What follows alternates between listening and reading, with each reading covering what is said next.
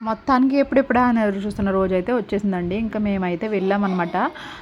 సెంటర్‌లో మాత్రం రోజుకొకటి మారుస్తున్నారండి. 3 రోజులు పెళ్ళనమాట. బుధ, గురు, శుక్ర ఈ 3 రోజులైతే జరిగింది.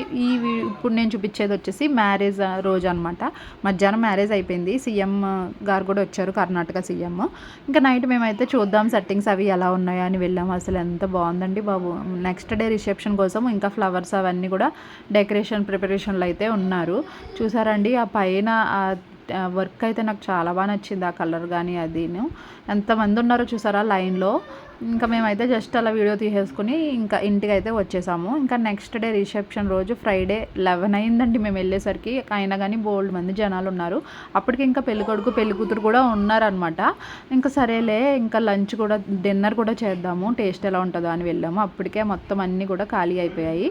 కానీ తట్టిడ్లు అయితే పెట్టారండి. చికెన్ కర్రీ మటన్ కర్రీ ఫుల్గా వేస్తున్నారు ఎంత కావాలంటే అంత.